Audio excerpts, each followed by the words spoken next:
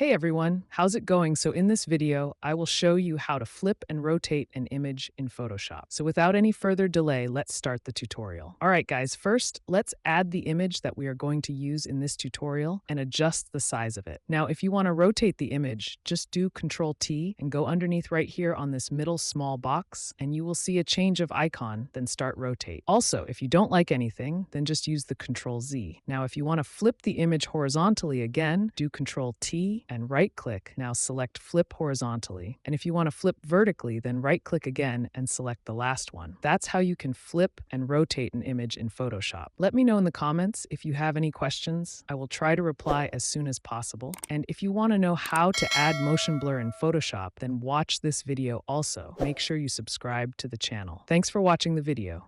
I know you told your friend you're not okay, and tell me what's wrong and why